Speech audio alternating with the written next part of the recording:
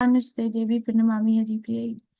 Jai Shri Krishna Chaitanya Prabhu Nityananda Shri Advait Gadadhar Shri Vasadi Gaur Bhakti Vrinda. Hare Krishna Krishna Krishna Hare Hare Hare Ram Ram Hare Hare. Namam Vishnu Padaya Krishna Pristhaya Bhutale Srimati Bhaktivedanta Swami Iti Namane. Namaste Saraswati Devi Gaurvani Pacharine Nirvishesh Srinivadi Paschati Deshatarine. Krishna. So thank you for coming. If you all can turn on your cameras, that'll be so nice.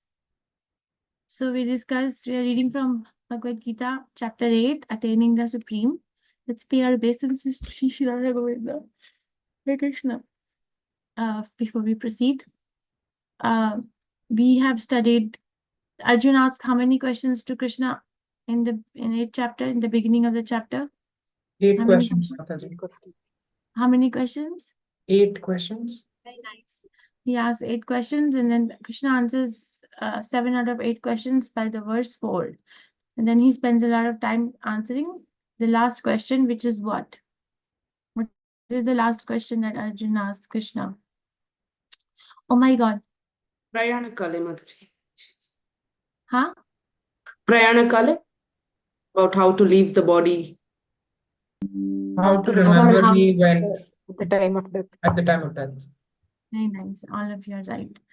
And then Krishna has been answering that question, that he says, whatever one remembers is that particular bhava or state one attains when they leave the body. It's remembering at that time. It says, therefore, you think of me, tasmat sarveshu kaleshu mam anusmarayutucha. You say, okay, you think of me and do the work. That's a very revolutionary verse, because he's saying you think of me and do the work, not just that think of me and, or work and then think of me later, or think of me and don't work, or work but don't think, there's no permutations and combinations. Saying think of me and work. So first is think of me, then is work. So we have to practice that. And then he also tells to Arjuna about other ways, the ways of remembering Krishna.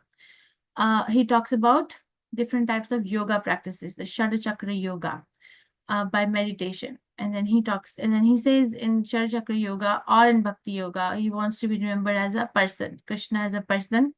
And he explains that what that person is in these 10 qualities that we studied last time. And then we studied in Shadachakra yoga, he explains how a yogi can raise his here in the middle of the eyebrows and then think of Krishna in devotional service and leave the body and then can attain to the spiritual planets.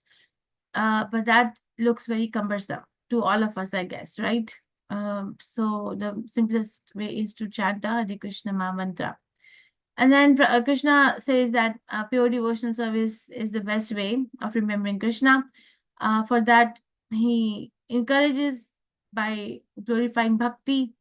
He also encourages that a person who thinks of me in devotional service does not come back. We discussed here, we can come back, but we don't come back. So we discussed that element also, that why we don't come back, even if we can come back.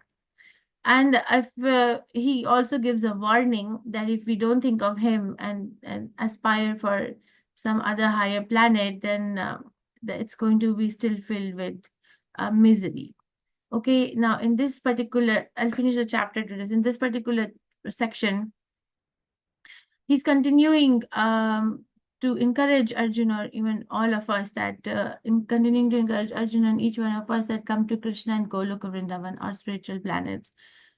So first he just gave a hint, right, that Abrahma Bhuvanar Loka Punar Avartina Arjuna, wherever you go, it is filled with misery, right? Brahmalok, but now Brahmalok or hellish planet. But now he's gonna say that how material planets and spiritual planets are different, so as to increase more attachment to the spiritual planets. So material world is continually created and destroyed. We read that. Tukhalayam, Ashashvatam. I think we discussed a little bit on that as well. And then beyond this ocean of creation and destruction lies Krishna's abode, where he is present and can be attained only by unalloyed devotion to him. So Krishna is starting this comparison by giving Arjuna a description of no matter how much, how long, or how long can you go on living in the material world. There is no comparison to the spiritual world. This is Brahma's. There is a calculation of Brahma's one day, right? And of Brahma's one night. It's a huge calculation. We cannot even imagine that amount of, life for us in that particular time. Like, what is the life duration of Brahma? We studied in 4th chapter Bhagavad Gita. What is his duration? Fix that. How much? 1,000 years of the four yugas put together, Mataji. So what is the math? Remember, is it not 311 billion? 311 trillion. 3 trillion. 40 million. 311 million years is what is coming to my head. Trillion. Trillion? 311 trillion? Yes. Yes. Papre, that even I wouldn't even know how many zeros to put there. So that's his life, and he has only passed half of it. So what is it in front of 100 years? Like, what is it? No comparison, you cannot. But actually, there is a comparison, because if you hear Prabhupada's lecture, he says that it's a relative world. So if you put 100 upon 10 is same as you put 1 million upon whatever, division factor that comes out to be 10. So it's a relative world. It's not a absolute world. Everything is in relation to something else. It looks big because there is a relation. Relatively, something is small. It looks magnanimous because relatively there is something which is not magnanimous. So Brahma's life looks so big because our life is so small. He wouldn't even Brahma would just blink his eye, open his eyes, and we'll be like, come and gone, right? This is, I think, who is this? Revati got married to Balaram because of this. There's a story like that. Like, Anya Mataji, you know the story? Tell us the story. Mataji, I don't remember the details, but by the time she had gone to heaven and come back, a lot of time had passed. All the kings had done. Yes, yes. So, so Revati's father went to Brahma to consult which king to marry Revati to. And Brahma's secretary said, yeah, he will be available. Just wait 5 minutes. He'll be out. So 5 minutes, and then Revati's father had gone with a list of potential princesses for his daughter. Okay. And Brahma looked at the names and he said, they are all gone. So Brahma's 5 minutes, everybody was dead. So then he was like so morose that who's going to marry my daughter? Then Brahma said, don't worry, Balaram. Balaram is immortal. So Balaram will marry your daughter. That's how Revati married Balaram, because there was nobody else left. So basically what I'm trying to say is, okay, Krishna is going to give us this relation or this mathematics, which, by the way, all of you are supposed to know. And all of you are also supposed to know in verse 17, when Prabhupada writes in the purport that in Satya Yuga, there are 3 things, right? Vice, virtue, and wisdom. But in Dwapar Yuga, there is a decline in virtue and religion, and there is an increase in there is virtue, wisdom, religion. There is decline in virtue and religion, and increase in the vice. Then in Treta Yuga, vice is introduced. Dwapar Yuga, vice increases. Kali Yuga, the religion is gone. The virtue is gone. And the vice is increasing. And there is more ignorance and strife. So it's all in Prabhupada's purport. So you have to know all this. Okay, so Krishna is going to emphasize that it looks so big, so big. By human calculation, 1,000 ages taken together from the duration of Brahma's one day. And also such is the duration of his night. Our night is 24 hours. We are struggling. Imagine, and Brahma is also struggling because he's also short of time. Because Brahma is creating the whole material world, no? We are creating small things. So we are given only 24 hours because he doesn't want us to do much in material world. Brahma is given, but I'm sure if you ask Brahma, do you have enough time? I don't think he'll say yes because we are all short of time in the material world. So understand what is the math, okay? At the beginning of Brahma's day, all living entities become manifest and from the unmanifest state, and thereafter when the night falls, they are all merged into unmanifest state again. So all living entities is the key word, not just human beings. All the living entities, the 8,400,000 species, there are the species. Under that species, there are millions of living entities. So our math I don't know if our math can even calculate, how many living entities are there. So basically become manifest and then they go into unmanifest or sleeping stage. And when the material world comes back into existence, that unmanifested stage, they come back to the same body where they had last slept, or they were at last. Okay. And then again, when Brahma's day arrives, again and again, Brahma's day arrives, all living entities come into being, and with the arrival of Brahma's night, they are all helplessly annihilated.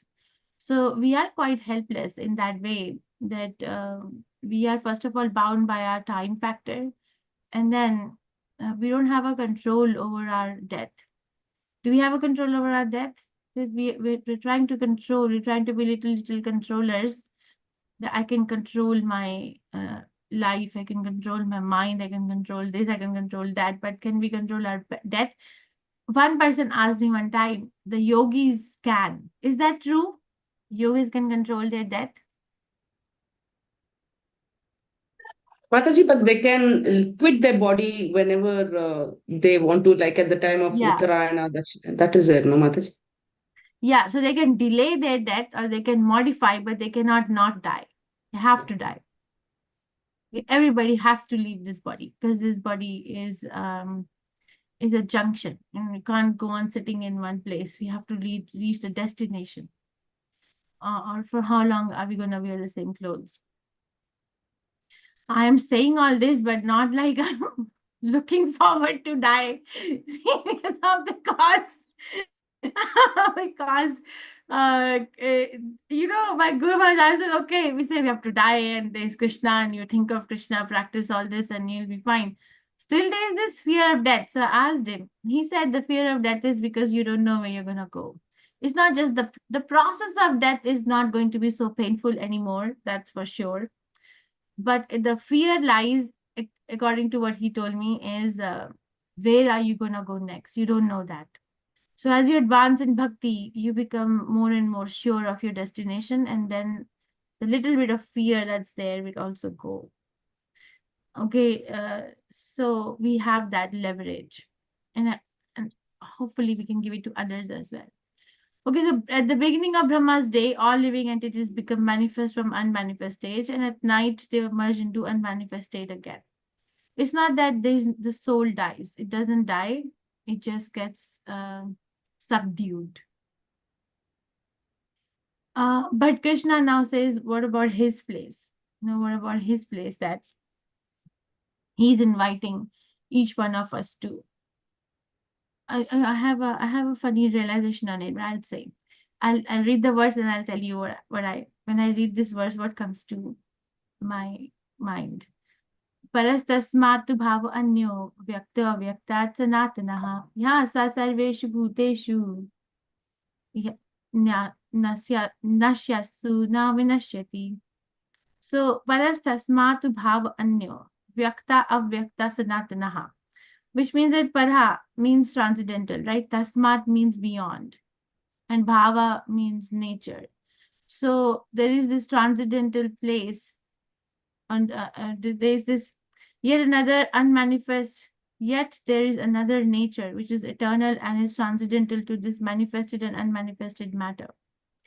It is supreme and is never annihilated. When all in this world is annihilated, that part remains as it is. So there's this nature. We have material nature, right? Which is like going through so many changes every year, seasonal changes. And in the season also so many intense different changes as we are progressing. But Krishna says there is this place which never changes. when everything in the whole world, in material world, is going through these changes, that place just remains as it is. So how many of us really look forward for change? If I tell you every 2 years you're going to have to pack up and move from one place to another, you know, every 2 years, pack up and move from one place to another. Yeah, I've, very nice. I've Pack done up your every house. 4 years. We don't want any more change now. You are moving every 4 years. Oh my, so 4 years. okay, so you got a good taste. You don't want to do it anymore because it was so cumbersome. Okay. But because the soul wants stability, because Krishna has kept it that way.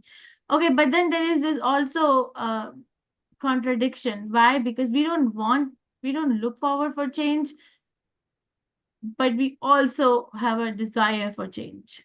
We don't look forward, but we also have a desire. So there's this conflict in the consciousness of a conditioned soul.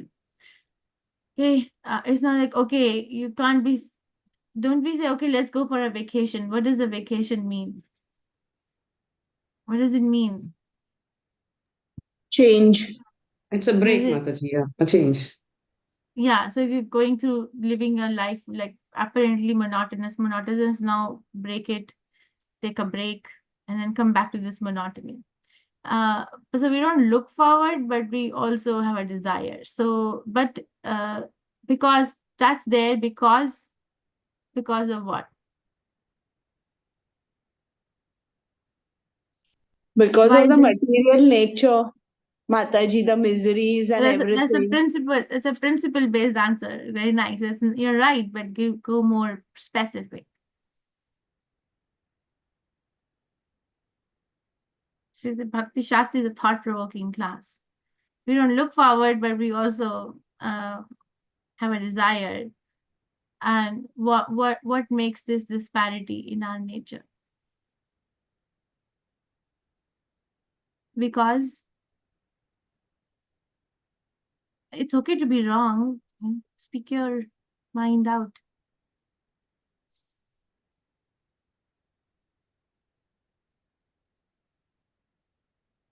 There's this quality of soul described by Krishna. It's called Kutastha. What does Kutastha mean? Second chapter is described Kutastha. Fixed. Fixed on what? Fixed on what? Fixed on a wall? Fixed on a floor? Fixed on what? On Krishna. Fixed on the, yes, fixed. You are just, yeah, I really like, Anmya Mataji is a good student. Can't you all be like little pro? Be a pro. Or maybe I have this, Namanishra, I think I told you, it's like fire Mataji. I can blast people with that. Okay, so, but you're on camera, you're not in a class. Yeah, so there's a lot of advantage. So I'm encouraging all of you to speak. Because if you don't speak, you'll not remember. You will remember what you speak more than what I speak. That's how our psychology works. So Kutastha, fixed on the relationship with Krishna, fixed on that relationship. Soul has a tendency to be fixed. I am very satisfied with my relationship with the Supreme Personality of Godhead. You see, I'll give you one parallel example in the material world. If two people are fixed in their commitment to each other in a marriage, they're not going to look for somebody outside of the marriage, are they? No. So, because they are fixed, is this commitment, is satisfaction, and the relationship dynamics are worked out. That way, this is material world, not a very similar example, but I'm trying to give you what we can perceive and conceive in our vision. Similarly, when the soul is fixed in its relationship with the Supreme Personality of Godhead, it doesn't look for something else. It does not. Because the dynamics are very satisfying. But when the soul is not fixed in its dynamics with the Supreme Personality of Godhead in the material world, and it is like, it is like hovering on the mental platform because of coverings of material, because of the coverings of the material elements, it looks, even if it doesn't look, it still goes through experience of change. Doesn't change, it's an experience of change. Got it? So my thing is that actually this is like infidelity to the Supreme Personality of Godhead, looking for a change. but I'm coming from this place because we're not fixed. The relationship, the soul is not fixed in that dynamic. So it's kind of an infidelity. Okay, so but Krishna is saying you don't have to. You can come back. It's therapeutic to come back to spiritual world because that part remains as it is. The relationship will remain as it is and you'll be happy. Okay, so Krishna has given like, okay, come to me. But Arjun can have all these doubts, or we have all these doubts that, but if I go to Brahmalok, I can enjoy for so many years. Krishna says it's a relative world. It's even and Prabhupada explains in the purport that there's so many Brahmas and they appear as bubbles in Atlantic Ocean and they disappear. Nothing compared to Krishna. Okay, I can, I can fix my problems by working so hard. You can definitely counteract your problems, but the problems will keep coming also. It's not that they will be. Only way to solve the problem is to align our consciousness with what we are really meant for. And that takes commitment and practice. Abhyasa, yoga, yuktena. Okay, so this verse can be understood in many ways. So there is another nature which is eternal, transcendental to this manifested and unmanifested matter. It is supreme and is never annihilated. When all in this world is annihilated, that part remains as it is. Basically, we are fixed in that dynamics because we are satisfied, not because we are looking for a change or we are looking for something else. As I gave you example of a very good marriage between two people. That which the Vedantis describe. So this particular, I should have written the shlokas also, right? I'm sorry. I think I got lazy.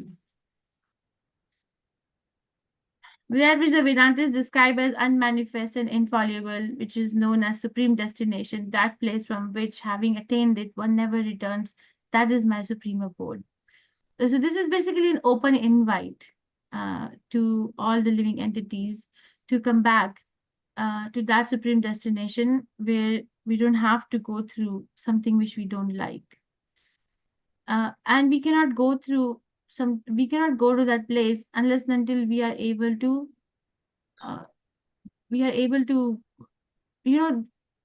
able to fix this problem of I don't want change, but I also have a desire for change. I don't want, but I have a desire. So fix that problem. I'm not saying don't go on vacation. Krishna says in 6th chapter when he's talking about, what does he say? What is that verse, 6th chapter, verse 14, I think, where he says one who can regulate the activities of eating, sleeping, and recreation can mitigate all material pains and miseries.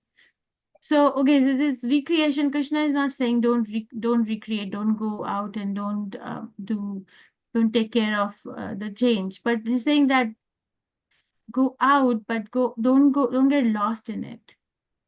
Okay, the material world has a tendency to imbibe us, to actually kind of grab us in a vacuum and throw us. It'll imbibe us, we can go down, down, down, down, and then just throw us in various species. So we can have a very loathing life. So even though one may be apparently living a very comfortable life, that is another allurement. Is another allurement. I have a niece, she's studying in London School of Economics. She was talking to me yesterday. She spoke a very unique thing. She said,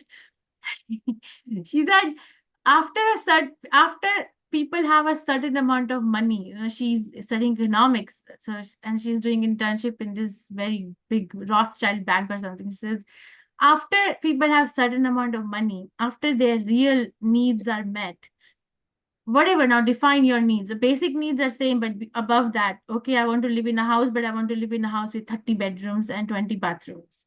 Okay, that need is met, she said. But the thing is that beyond that, if somebody has more money, then it doesn't really excite people anymore. I said it sounds contradictory to what a common person who doesn't have that much money will feel. She said could be, but she says she sees it all the time.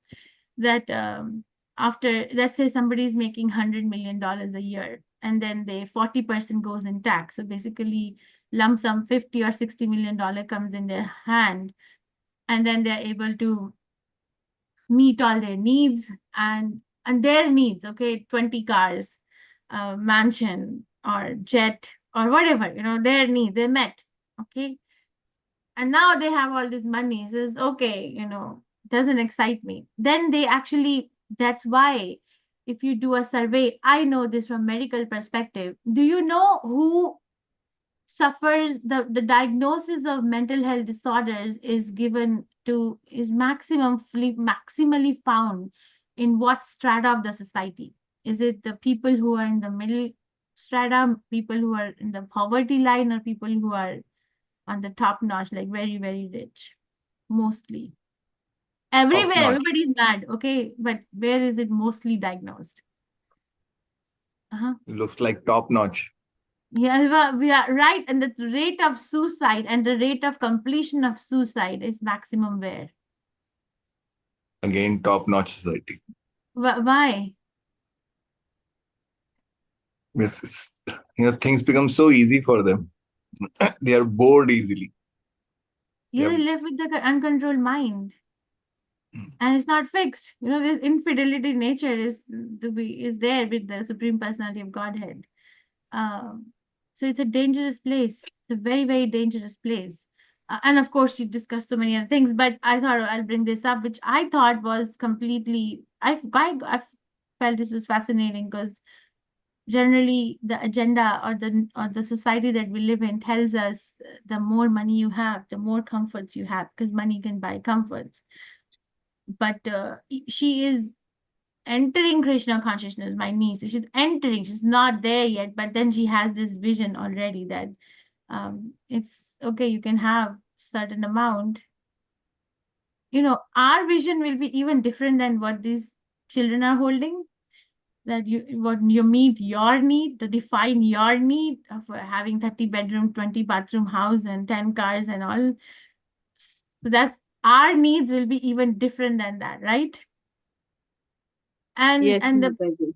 And the added advantage of Krishna consciousness is that we actually know what is the worth of each thing. So that way we imbibe the qualities of compassion, and we actually imbibe the quality of not being envious. The whole world is envious of each other. Right? What does envy mean? That's not Guru Maharaj's definition. Everybody should know. What is the definition of envy? Like the fact that I like what you have, but I don't like the fact that you have it. Yeah, I like what you have, but I don't like the fact you have it. Then what would you like? I should have it. So you see, we don't get into that mode of ignorance and quality. It's a mode of ignorance quality. It doesn't lead anywhere. It leads to a darkness. Okay. So Supreme Personality of Godhead, who is greater than all, is attainable by unalloyed devotion. Although he is present in his abode, he's all pervading and everything is situated within him. So you say, okay, come to me, come to my planet. And then I really like this chapter, because Krishna is like elaborately describing, come to me, come to my planet. It doesn't get destroyed. It's filled with so much fun. And you don't even have to die. There's no disease, no hospital, no medical college, no new innovative technological, treatment modalities, nothing, no IT, no internet. Everybody's like, like Sanjay. And it says, when you come there, you're going to meet me actually. Supreme Personality of Godhead is also attainable. So come, the place is good and I'm there too. So it's a love letter actually, right? This is how a love letter is written, right? You are like this, I am like this, the place is like this, let's go there. So we actually can never be alone. If you read Bhagavad Gita every day, you will never feel alone. People in the world suffer from loneliness. Like why? Because they feel they're alone. There's nobody with them. And people, especially in the older age, really, it's so prevalent. They feel very alone, that, okay, I gave my life to my family, this particular person, that particular person, everybody is now busy, or nobody is giving me any attention. So most of the elderly population in across the world is depressed, repressed, rejected. Why? Because they don't know Krishna. In Mangalore, oh my goodness, it was such a nice time of my life. So when I was a student there, right? And we were like full fire with Krishna consciousness. So during my internship, we went to one old age home in Mangalore. And I would sneak in Bhagavad Gita wherever I would go, and I would go and take it. So wherever I'd get chance, just give it or say something. So I remember sitting with this elderly person in that old age home, and I just, took him to a corner so I couldn't be seen by my teacher. And I took this Kannada Bhagavad Gita out. I don't read Kannada, but I said, okay, I read a shloka. And the person completed the shloka. So I randomly opened the other shloka. I read one line and he completed the other line. Then he told me he knows all 700 shlokas. And then his eyes were so like lit that somebody is actually appreciating the quality that he has. And that quality was connected to Krishna. So you see, if we can bring a soul back to Krishna, that's the biggest service. If we bring a lost child back to its home, that's the biggest satisfaction one can have. And one cannot do that to anybody. I think I told this, my Guru Maharaj was here last week and I was serving him, and he said, we cannot bring anyone to Krishna if we are not cultivating the quality of sacrifice. He said, what brings people, what keeps this movement moving is sacrifice. So if we don't do a sacrifice, we cannot move other person close to Krishna. Then he said, look at Srila Prabhupada's life. How much sacrifices he made. Anybody who is a very potent preacher, or it's not that they can say a verse, sing a verse in a very nice tone, or this. No, they're very potent. Where is the potency coming from? From their own sacrifice. Okay, they have sincerely, taken up this and sacrificed a lot of other things in their lives. So if we have to bring someone close to Krishna, then we have to see how many sacrifices are we making. Or is Krishna conscious practice becoming a burden in our own life? Okay. So then description of the spiritual world, he's saying, is absolute nature. Krishna's abode is not different from him. Eternal, free from birth and death, infallible. Krishna's superior energy is opposite to material energy in quality. Right? Everything here is fallible. What does fallible mean? Is it like something is kept on a table and it just falls down? Or what does it mean? Infallible.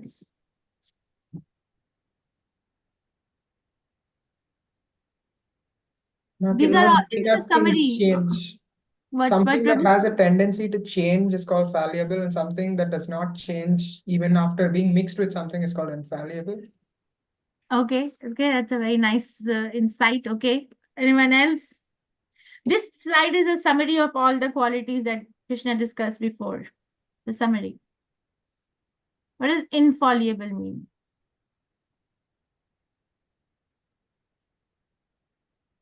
Maybe in simple terms, term for it is Achyuta. Okay? Achyuta is Krishna's name. Like he never Something fails.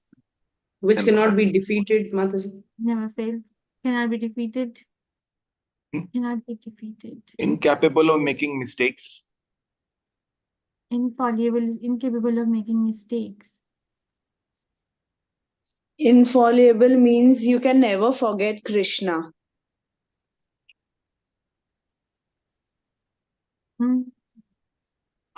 Never failing. How? Always Now, effective. Okay. It could literally also mean that we don't fall from our position of being servant of Krishna. We don't fall from that position ever. It's like, what is that? In corporate world, there's so many layoffs, right? Because they close the department. Like whenever they want, like they get up in the morning and it appears like that. I'm sure there is some thought process behind it. And then everybody gets hither and thither. But here it's like, yes, each one of you have a very great insight. I appreciate.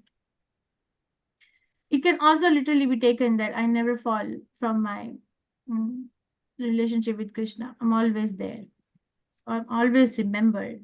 Tasmat Sarveshu Kaleshu. I'm always remembering who I am. Unlimited bliss. Here we have to spend so much money to get some happiness. It is a vicious cycle. Material world is a very dangerous place. This is what we call here bliss or happiness.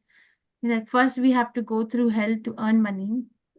Okay, and then spend that money. Earning money takes time or spending money takes time? Earning. Earning. Everybody's on the same everybody's on the same bed. Earning money takes us so long, and spending money takes like add to the cart and check out, right? So you see already like earn, and then you get this if I'm gonna go to this particular place or I'm gonna buy this, the happiness or the bliss is fixed on something or someone. And then we do that. Sometimes we're not able to do that, but sometimes we are able to do that. Okay, if I want to buy a particular jewelry, okay, I'll make sure I have money, and then I buy it, and then what? And then wear it, and then what? Then what? The bliss, the happiness is so flickering that, okay, you get what you were looking for and you had this idea, but then eventually it actually leaves a void again. So it's limited bliss, the limited edition. But over there it's unlimited, okay, because it's complete. So it also fulfills all desires. We are all struggling to fulfill our desires day to day, life to life, planet to planet. And we're trying to go up and down, round and round, to fulfill this desire, that desire, where Krishna's place has a bank for everything. Unmanifest to mundane eyes, but the same eyes can become spiritual. Transcendental to manifest and unmanifest, supreme destination, place of no return. That he has confirmed in many places, 15 verse, 21st verse, and also in 15 chapter 6th verse. There's a lot of reassurance, will not return. Okay, so many times Krishna has repeated. So I think it's a good place to go. What do you think? No, I think it's like a travelation. I think it's a good place to go. What do you think? Of course, Mataji. And if something is good, then, we are trying to go from one place to another place to another place. But let's try to go, which is really good. Okay. So last section, supremacy of devotion in attaining the supreme. So in this particular part, Krishna emphasizes attaining the supreme through mystic yoga. And then he emphasizes bhakti. He talks about mystic yoga, Shala Chakra yoga. He talks about karma yoga before, nishkam karma yoga, sakam karma yoga. Yes, they're all adjustments. He start somewhere. Yatra kale tve anavrittam avrittam cheva yoginaha prayata yantik tam kalam bhakshyami bharatashravaha. O best of all, best of the Bharats, I shall now explain to you the different times at which passing away from this world, the yogi does or does not come back. So this is for a yogi, jnani yogi or a mystic yogi. Okay, I'm just gonna directly come to the summary because so ways of living the body, the practitioner leaves or the yogi or jnani leaves the body in light when the sun is in the northern hemisphere and the fire is high, then it attains to Brahmajyoti. Okay. And when a person is leaving the body, karma kandiya, who is done a lot of sacrifices to elevate themselves to the higher planetary system, leave the body in darkness when the sun is in the southern hemisphere, attains the heavenly planets, specifically Prabhupada mentions moon planet, but then has to return back to this earth. But a devotee is transcendental. Doesn't matter. Anytime can attain Krishna Loka.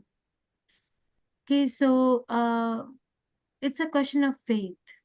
Really, it's a question of faith. What do we want to become? We can be practicing Krishna consciousness, but we can be practicing with the faith of a yogi. We can be practicing it with the faith of a karma kandiya, or we can be practicing with the faith of a devotee. We can be practicing Krishna consciousness, but we can have different consciousness behind. Am I trying to become Guru Krishna, or am I trying to, attain something else? It is possible. So we have to be very careful as to what I'm doing. Make sense? My Guru Maharaj gives example of a mataji in London. He said he was in Bhaktivedanta Manor, and he was paying obeisances to deities. And then when Mataji comes and pays obeisances, and then she's complaining to the deities very loudly that I had, put a petition, or I had put a prayer that my son should get A in all 5 subjects, but you gave him A only in 4 subjects. So you see, we can be practicing Krishna consciousness, but we can have a consciousness of a yogi or a karma kandiya. Okay, I'm going to practice Krishna consciousness, so Krishna can give me Indra Loka or Swarga Loka or Gandharva Loka. So one has to be very careful as to what. Actually, the process is powerful, but why to waste one life, Why to waste one life? Okay, so a devotee, which is practicing Krishna consciousness with the faith of becoming Krishna conscious, can attain Krishna Loka at any time. It's not dependent, because Krishna is not dependent on anything, so Krishna's devotee is also not dependent. But that devotee has to be the level of Narad Muni. Okay. Once Prabhupada was told by his disciples that this particular person is such a nice devotee. They were praising somebody, and now Prabhupada is Prabhupada. Okay, Prabhupada can catch the fire and is not so interested in the smoke, So he caught the bhava, not the word so much. And Prabhupada said, very big devotee, very nice devotee. And then he said, Narad Muni is the big devotee. Narad Muni is a nice devotee. So the minute we start thinking, I'm a nice devotee, think of Narad Muni. Narad Muni is the big devotee. Am I a nice devotee? Neti Sriti Partha Janan Yogi Muhyati Kashchana Tasmat Sarveshu Kaleshu Yoga Yukta Bhavarjana. Although the devotees know these 2 paths, O Arjun, they're never bewildered. Therefore, be always fixed in devotion. Okay, so always fixed on devotion. Tasmat Sarveshu Kaleshu, second time. Always. So can we modify our life in such a manner that we are thinking of Krishna? When we are thinking of Krishna, we are saving ourselves from so much trouble. Because if you're not thinking of Krishna, if you're not thinking of how I'm going to serve Krishna, how I'm going to improve my service day by day, minute by minute, then there'll be so many other onslaughts that actually occupy that space of thinking in the subtle body, and we perpetually feel so rejected, depressed, sad, or tired. Okay. So thinking of Krishna in the association of devotees, we cannot just think of Krishna sitting alone, because this is Kali Yuga. Meditation in a secluded area is not the way of self-realization. So do proper thing at proper place with proper people.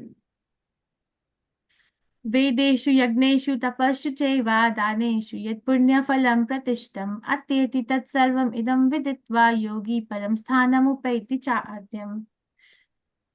A person who accepts the path of devotional service is not bereft of the results derived from studying the Vedas, performing austere sacrifices, giving charity, or pursuing philosophical and fruitive activities. At the end, he reaches the supreme abode. Now, what made Krishna say this now? He's said it all in the previous verses. So Srila Prabhupada in his lecture explains that Arjun could be thinking, there still could be a little doubt. Arjun could be thinking that, okay, I'm going to think of Krishna and fight, and I'm going to become a pure devotee of Krishna. But what about studying the Vedas? What about, I'm a Kshatriya, I'm a householder. What about doing all these yagyas? What about doing all these tapasyas?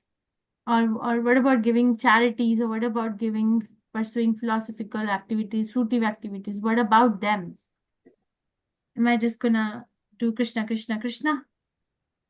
So Krishna is clearing that doubt. A person who accepts the path of devotional service is not bereft of the results derived from studying the Vedas, performing austere sacrifices, giving charity, or pursuing philosophical and fruitive activities. At the end, he reaches the supreme abode. So Krishna consciousness is a wholesome process. It's not exclusive, or it's not independent of any other practice. The wholesome process. When we chant Hare Krishna, we are chanting so many Vedic mantras. That's why Hare Krishna is called as a Maha Mantra. Actually, the mother of all other mantras, a Maha Mantra, right? And not any other mantra is called Maha Mantra.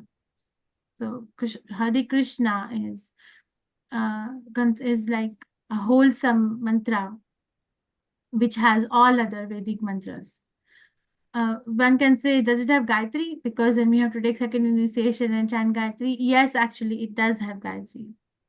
If we are able, Gayatri mantra just like reinforces the chanting of the Hare Krishna mantra, because Gayatri mantra has particular descriptions of of the soul of the Supreme Personality of Godhead and of Chaitanya Mahaprabhu. At least in Gaudiya Vaishnava Sampradaya, the Gayatri that we get.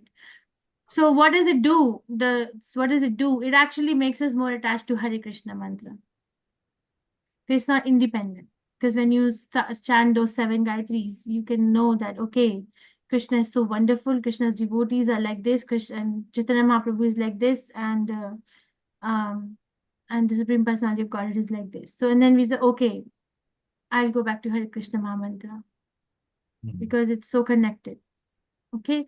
So, we don't have to be worried that I'm not doing so many other things. I'm just taken to ISKCON. I've just taken to Hare Krishna Mahamantra, and it's not giving me time for any other thing.